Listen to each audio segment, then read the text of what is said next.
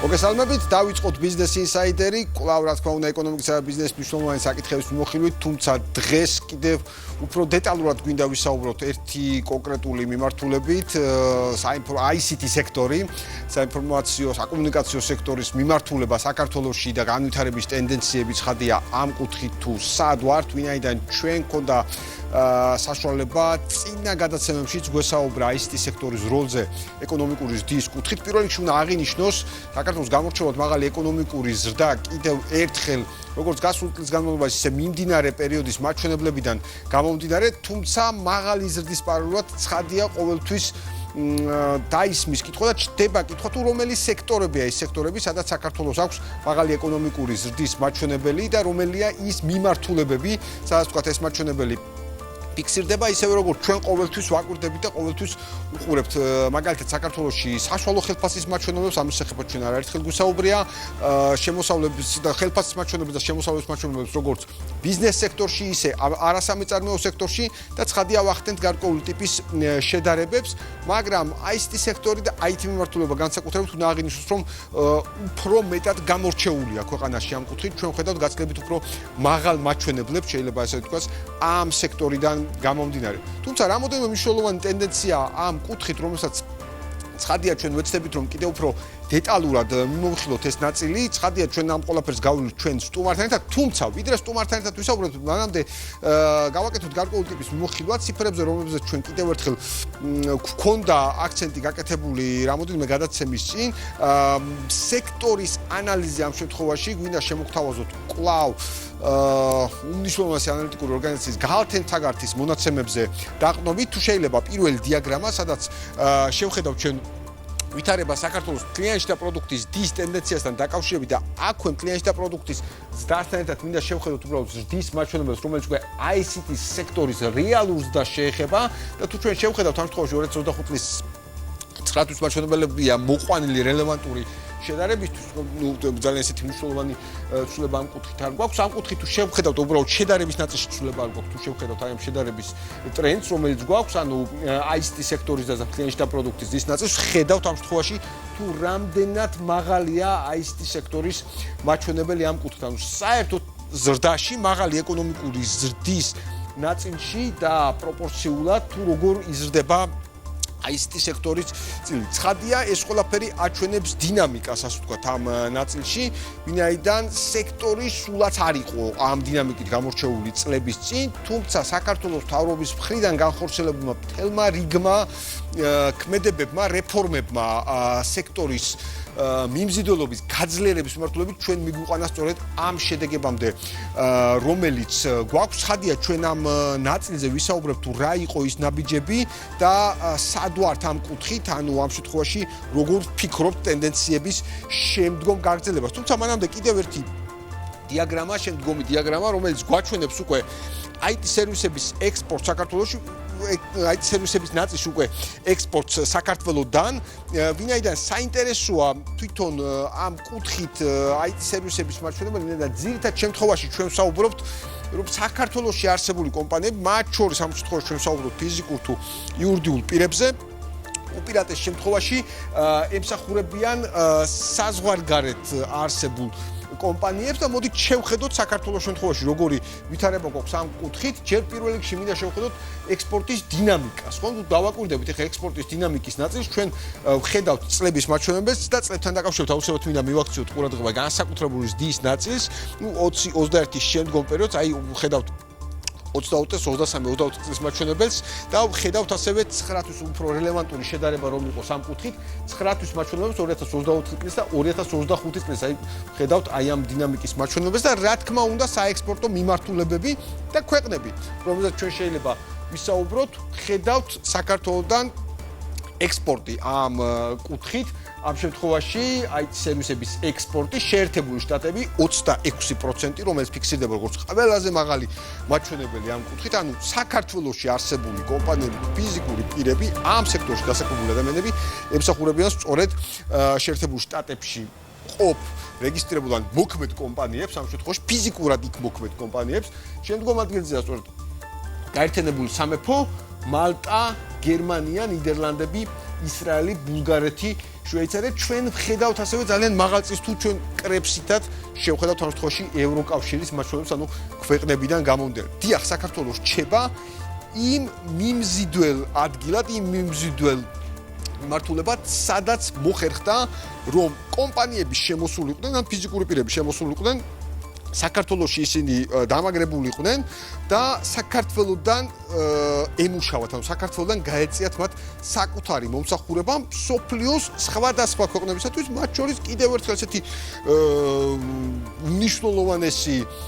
ეკონომიკების მქონე ქვეყნებისთვის, როგორც არის შეერთებული შტატები, დიდი ბრიტანეთი, ევროკავშირის მთელი რიგი ქვეყნები, ისრაელი და ასე შემდეგ. ანუ აქ ერთი მთავარი ნაწილი, რადგან მინდა ყურადღება გამომახსოვთ, ხშირად შეიძლება და ლოგიკურად შეიძლება დაისვას კითხვა, რომ როგორ ხდება ასე, რატომ არ ცხოვრობენ თუნდაც ამ სერვისების განხორციელებლები, ან რატომ არ რეგისტრირდებიან ამ სერვისების განხორციელებლები იმ ქვეყნებში, სწორედ ამ ქვეყნებში, სადაც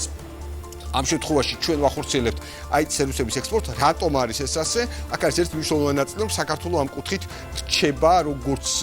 ბიზნესისთვის მიმზიდველ ლოკაციად, ისე რა თქმა უნდა ადგილად, სადაც ცხოვრება არის გაცილებით უფრო ხელსაყრელი. ამავე კვლევაში თუ ჩვენ ვრცელ ვერსიას შევხედავთ, ამ კვლევაზე ძალიან საინტერესო ვერსია, რომელიც ასევე გალთინ თაგარცის ვებგვერდზეა განთავსებული, ყველა დაინტერესებული შეუძლია ამ კვლევის კიდევ უფრო ვრცელი ნაწილი ნახოს. საქართველოში ცხოვრების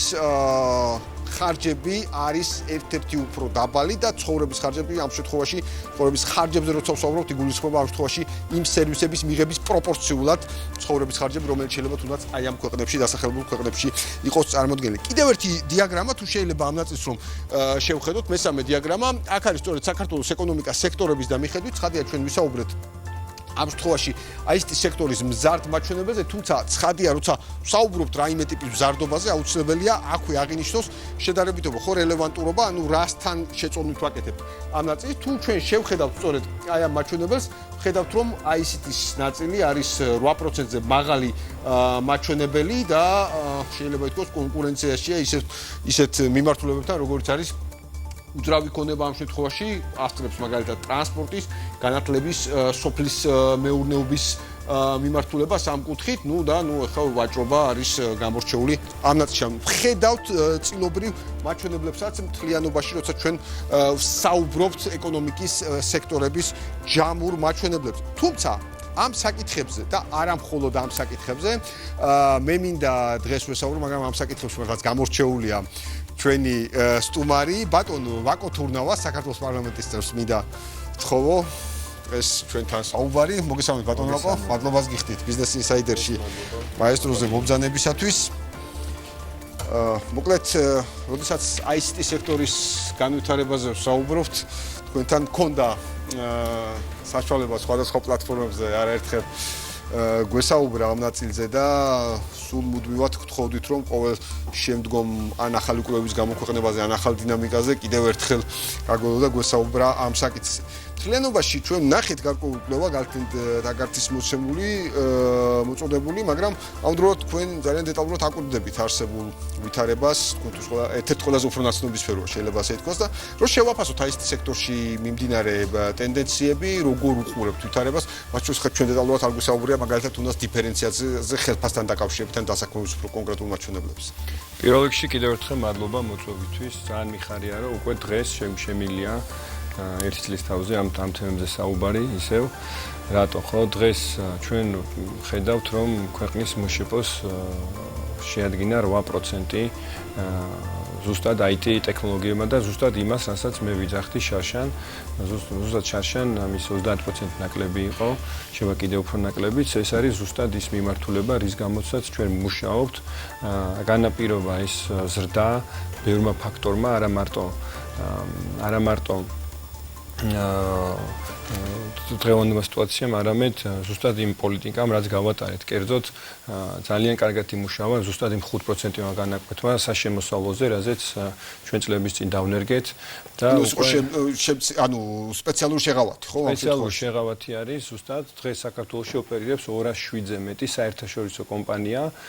რაც იმას ნიშნავს, რომ ჩამოდიან უცხოელები საქართველოში, ახსნიან აქ კომპანიებს, ძირითადად ქართველებს ასაქმებენ და საქართველოსთან უწევენ IT ექსპორტს და ზუსტად ესეთი ექსპორტი 2025 წლის 9 თვის ციფრებით არის მიახლოებით $800 მილიონი, რაც ძალიან დიდი მაჩვენებელია და ზუსტად 2025-ში მიახლოებით მალე იქნება დათვლები, ფიქრობთ რომ 1.2 მილიარდ დოლარის ფარგლებში იქნება, რაც ექსპორტისთვის არის ამ სფეროშთვის არის ძალიან კარგი და ვფიქრობ რომ კიდევ ის ინიციატივებიც გვაქვს, მოგცემს კიდე იმის საშუალებას, რომ კიდე უფრო მეტი ექსპორტი განმოხორციელოთ. მე მგულისხმობ შრომით ბინადრობას, რაც შარშან მე პირადად დავაინიცირე. ასევე არის მინდა ვთქვა რაღაც პატარა ხარვიზები, უბრალოდ არ ჯერ მაინც ეჭვისტვალეს უყურებენ, სამწლიან ბინადრობას გულისხმობ, მაგრამ ამ ნაწილზე მინდა უცებად დეტალურად გადავიდე, იმიტომ რომ მე ვიცი რომ აქ საეჭვო არაფერია, თუმცა ეჭვისტვალეს უყურებენ. ცოტა ეჭვისტვალეს უყურებენ, არ ჯერათ მართლა მოკითხვები არის და მაგრამ ზუსტად კი ნამდვილად. აი რას გულისხმობს აი სამწლიან ბინადრობა? აი თუ შეგვიძლია რომ დეტალურად ბინადრობა გულისხმობს იმას, რომ ნებისმიერ ადამიანს, რომელიც IT კონკრეტულად IT სფეროში არის დასახვებული, IT ვინაიდან არის მაღალანაზღაურებადი პროფესია, ჩვენ ვეძახით ექსპატებს, ანუ უცხოელებს, რომ საქართველოში ჩამოვიდნენ და არა სხვა ქვეყანაში, ძირითადად ბალიზე და ესეთ ქვეყნებში მიდიან, სადაც ცხოვრობენ და იქიდან მუშაობენ და იქ შეაქვთ ეს დოლარი, მაგრამ ჩვენ ვეუბნებით, რომ არა, საქართველოს ერთ-ერთი ის ქვეყანა, რომელიც შენ ნამდვილად გინდა რომ აქ იცხოვრო, იმუშაო და აქ შემოიტანო ის IT ექსპორტი, ანუ ის ვალუტა, ის განათლება. მე შეგახსენებთ, როდესაც საქართველოს ჩამოდის უცხოელი და აქედან იწყებს მუშაობას, ეგ მარტო spillover-ის მეთოდით ესე გამოდის ეფექტი აქვს, იმიტომ რომ მუშაობენ და გვერდზე ადამიანები ვისთანაც არის, იმასაც უხსნის იმას სასაქმებს. ასევე რო ეკითხება, საიდან მუშაობს, საქართველოს მუშაობს. შემდეგ უკვე ქართველი რო იწყებს იგივე კომპანიასთან, მიახლოებულ კომპანიასთან, უკვე ესე ერთგვარი რეკლამასავით არის, რომ იცის, რომ აი ეს კი საქართველოში აი სხვა ადამიანიც მუშაობდა, ეხლა ზუსტად იგივე ადამიანი დავასაქმოთ. ეს გვაძლევს იმ უპირატესობას სხვა ქვეყნებთან შედარებით. არიან კონკურენტი ქვეყნები, სომხეთი ძალიან აქტიურად ჩაერთო ესეთ ნაკადის თავისკენ დაჭერისთვის, ასევე ესპანეთიც ჩაერთო, ასევე სერბეთი და ჩვენ სწორ დროს, სწორ მომენტში მივიღეთ ეს გადაწყვეტილება, სამწლიანი ბინადრობა უადვილებს მათ საქართველოს დარჩენას და იმ რისკებს უზღვევს, რომ რაღაც 1 წლის მერე რა ვქნა, ეს აღარ იქნება, პირიქით 3 წელი არის ზუსტად ის ვადა, რაც შეუძლეთ, რომ დარწმუნებით იცოდნენ, ამ ქვეყანაში ცხოვრობენ და აქედან იმუშავებენ. ბატონო ვაკო, ანუ რა ნაწილი მინდა დავაზუსტო, ასე ვთქვათ, დამატებით რომ თქვენ აღნიშნეთ სხვა ქვეყნების აქტივობა ასევე ამ ნაწილში, ანუ შეიძლება ასე ვთქვას, კონკურენციაში ვართ მოყოლილი, ხო? აქ ერთი დეტალია, ანუ არ აღმოჩნდა საგადასახადო საქართველოს შეღავათები მხოლოდ საკმარისი და ამიტომ დაგჭირდა, ვთქვათ, დამატებით საკითხების ნახეთ, არ არის ესე მარტივად, ადამიანს ბევრი რამ ჭირდება იმის, რომ გადაწყვიტოს, თუ კომპანიამ თვითონ გადაწყვიტოს, აქ შემოვიდეს, რა თქმა უნდა, უყურებს ბენეფიტებს, აწავიდეს, რომელ ქვეყანაში წავიდეს, ბევრი ქვეყანა თავაზობს, მათ შორის დუბაი ეხლა რთული იქნება მათაც, მაგრამ ხო, დუბაის ნაწილი ეხლა ცოტა კი, მაგრამ ჯამურად პრობლემურია კონკურენციაში ისეთი ძალიან დიდი კონკურენციას აწარმოებდათ, მაგრამ დღეს უკვე ნათლად ხედავთ, რომ ამ რეგიონში სად უნდა ჩამოხვიდე, როდის უნდა ჩამოხვიდე, რა ინტერესებს ხო უცხოელს საქართველოში, როცა ჩამოდის, რომ იყოს შიმშვიდეს, იწყნარე, კრიმინალი არ იყოს, დაბალი დონე იყოს კრიმინალის, კარგი საჭმელი იყოს, კაი ქვეყანა იყოს, ვინა იქირაოს და კომფორტულად, მოკლედ კომფორტულად იგზნოს. ცხოვრების ღირებულების ნაწილს. ცხოვრების ღირებულება, რა თქმა უნდა, იმ ხელფასით, რომელსაც ის იმ ქვეყანაში მუშაობს, ძირითადად თქვენს ნახეთ, ამერიკაში მუშაობს და ევროკავშირის ქვეყნებში, იმ ხელფასს, როდესაც იღებს და საქართველოში ცხოვრობს, აქ უკვე ბევრად ცხოვრების ხარისხი ბევრად მაღალი აქვს, ვიდრე შეეძლო მაგამ კონკრეტულ ადამიანს ქონოდა. ამიტომ ვფიქრობ, რომ საქართველო არის ერთ-ერთი საუკეთესო ადგილი იმისთვის, რომ ექსპატი ჩამოვიდეს, იცხოვროს და აქედან იმუშაოს. ეს ციფრებითაც მეტყოლებს დღეს საქართველოში მთლიანად IT სექტორში სადაც 52000 კაცია უკვე დასაქმებული ქართველიან უცხოელიანად და ჩვენ გვინდა რომ ეს ციფრი კიდევ უფრო გავზარდოთ ამისთვის ბევრი ნაბიჯი არის გადადგმული განსაკუთრებით სწავლების ნაწილში არის ბევრი ნაბიჯი გადადგმული უკვე პროფესიული განათლება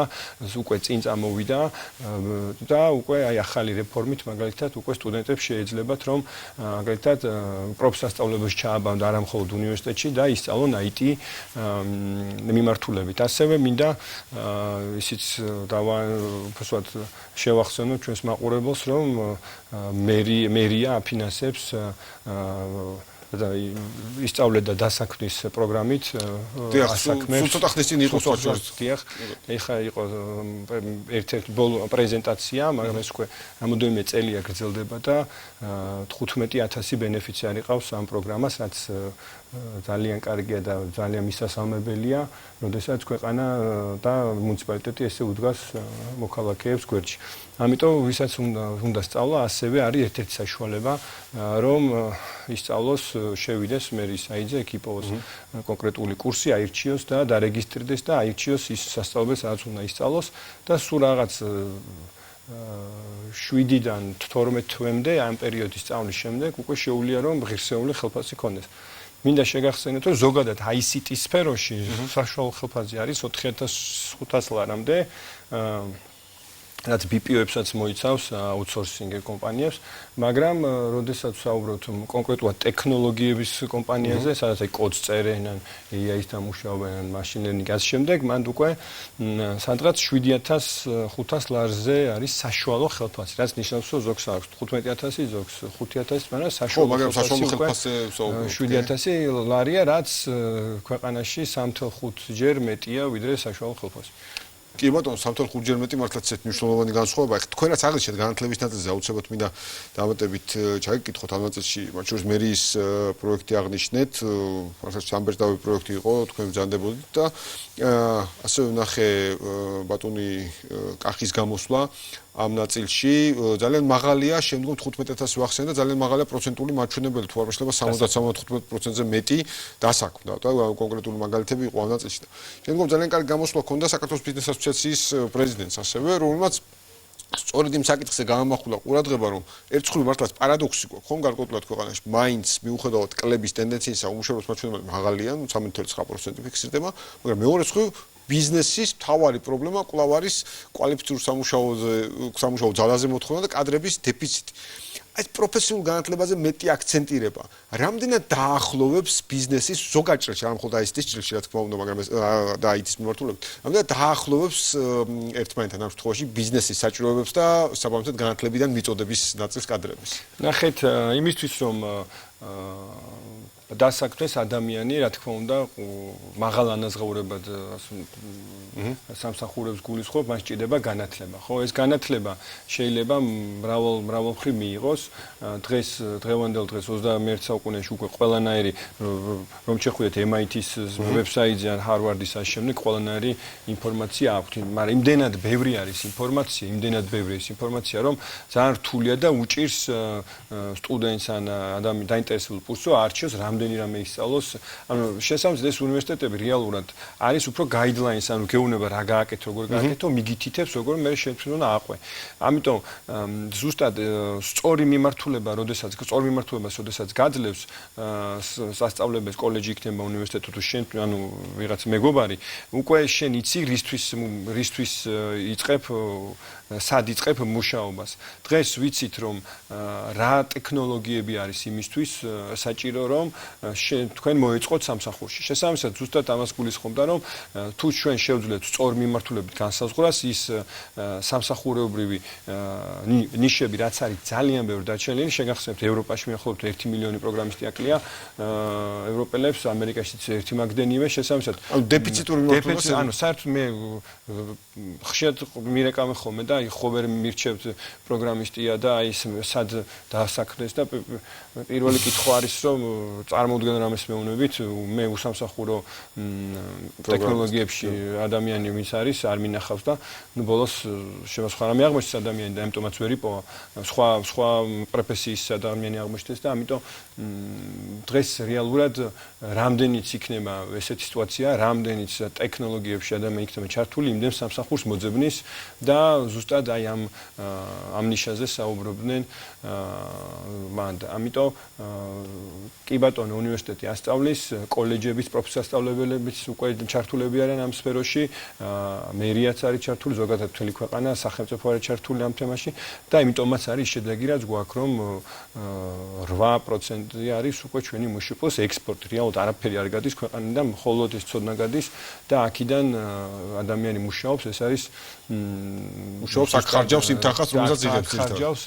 90%-ზე მეც და ეს არის ზუსტად ეკონომიკის წინსვლა. ასევე მინდა გითხრათ რომ არის ესეთი ასოციაცია, ციფრული ტექნოლოგიების ასოციაცია, სადაც ბევრი ადამიანი არის გაწევრიანებული და უფრო ტექნოლოგიური მიმართულებით აქვთ ნიშა, რაც მოიცავს სხვადასხვა ზუსტად იმ სფეროებს, რა სფეროებშიც დღეს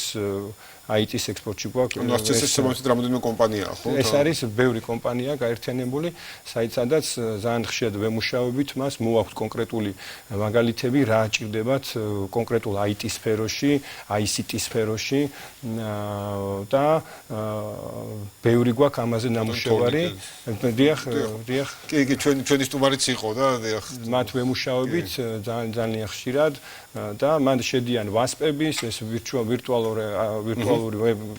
WASP-ის კომპანიები, PSP-ის კომპანიები, ანუ ციფრული payment ანუ გადახდების კომპანიები, ციფრული ბანკებიც შედიან შიგნით და ანუ ყველაფერი რომელიც ციფრულ ტექნოლოგიებთან არის ასოცირებული. შესაბამისად მათ უსმენთ ჩვენ და შემდეგ უკვე ჩვენ უკვე პარლამენტიდან და ზოგადად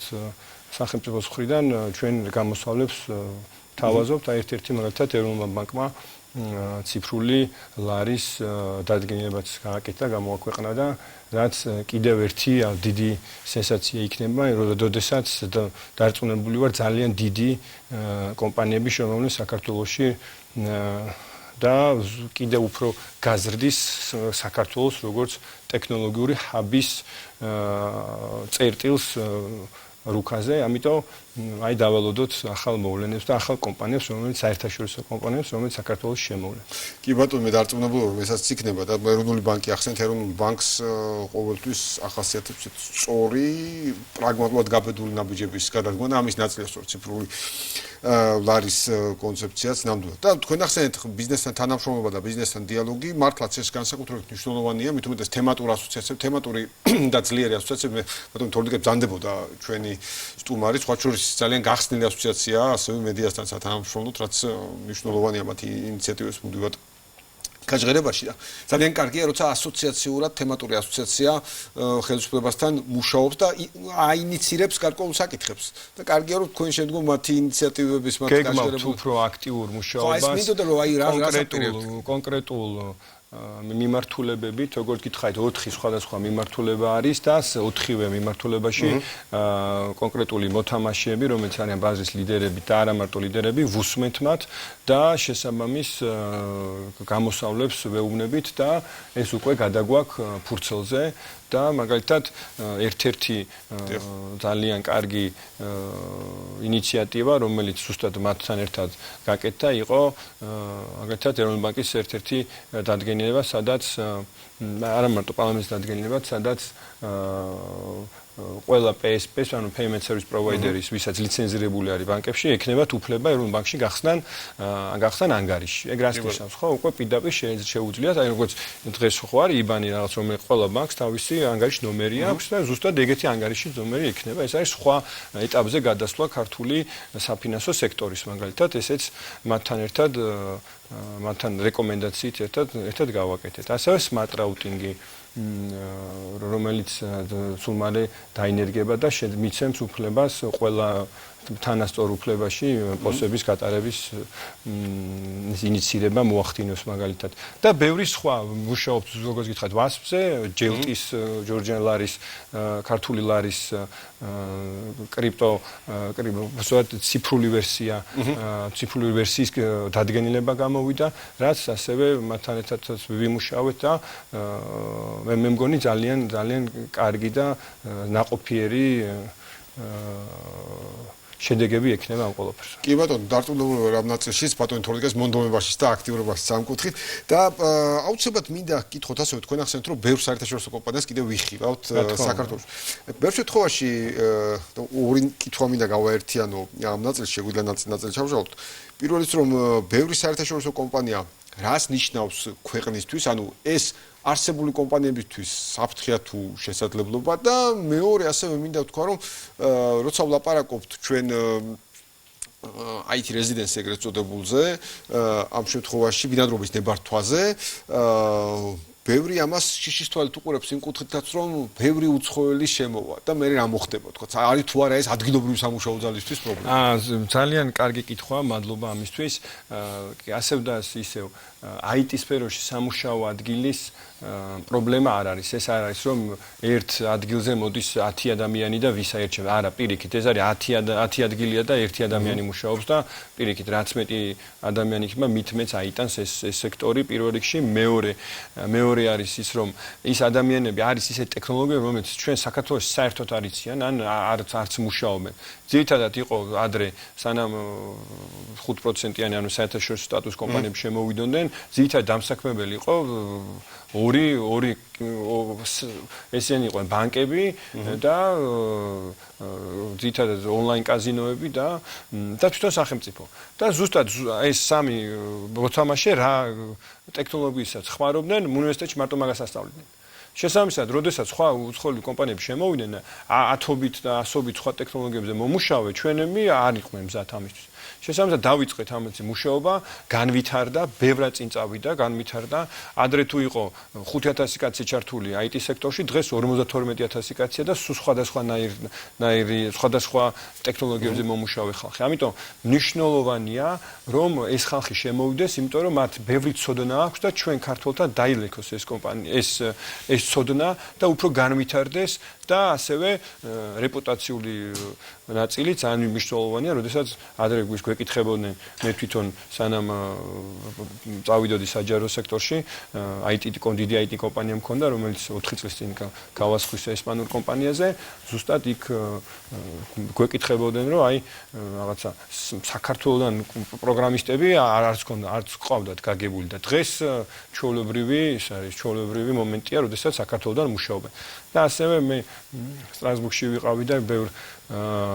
ევროპარლამენტარებს ხვდებოდი და ამ ვიზიტზეც მეკითხა ასევე და საკმაოდ საინტერესო ვიზიტი იყო და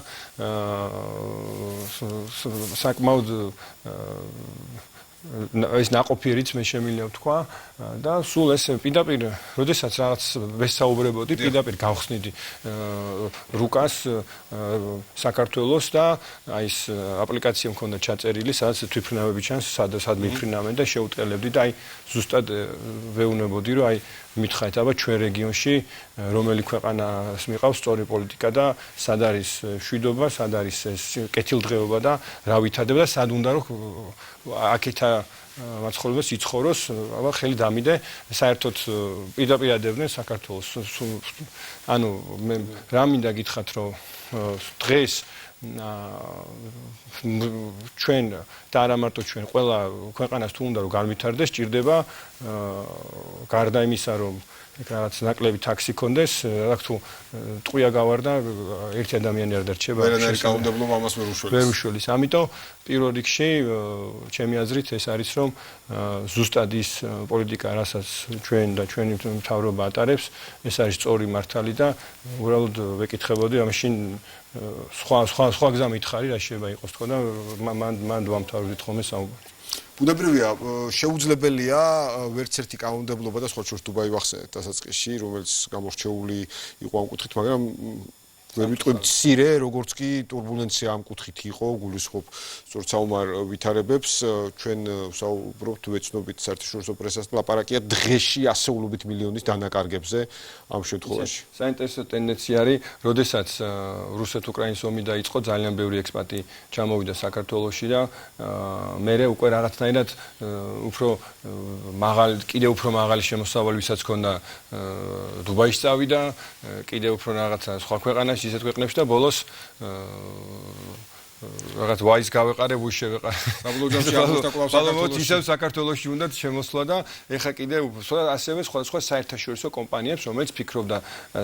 რომელ ქვეყანაში წასულიყო და არჩიეს მაგალითად სხვა ქვეყანა და დღეს უკვე აქტუალურია ისევ ის კომპანიები, რომელიც საქართველოს არ აიჩიეს სხვა მიზეზების გამო, უფრო ესეთი ხანით ცხოვრება უნდა უფრო დიდრული, ესე ვთქვათ, ცხოვრება უნდა და დუბაის ამის საშუალება, უკვე ეს კომპანიები უკვე ძალიან აქტიურად გვემუშავებიან და უნდათ რომ საქართველოს ჩამოვიდნენ და უკვე აქ გქონდეთ ბაზა და ამის ყველანაირი საშუალება არსებობს. როგორც საკანონმდებლო, ისე ხალხიც ძალიან განათლებული ადამიანები ხალხია, რომელსაც უნდა და ზუსტად 5 წლის განმავლობაში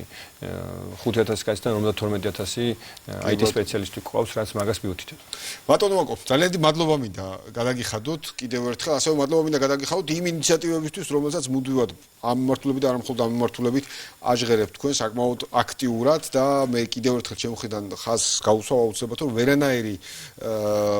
მიმზიდველი საკანონმდებლო და ბიზნეს გარემო ზოგადად ვერ გახდება ვერაფერს თუ არ იქნება გრძელვადიანი მშვიდობა უზრუნველყოფილება ის რაც ჩვენ ქვეყანაში გვაქვს და ამისი შეიძლება ითქვას ძალიან კარგი გამოცდილებაც გვაქვს და ეს გზა გრძელდება. ეს არის ყველაზე მნიშვნელოვანი იმედი რომ სტაბილურობა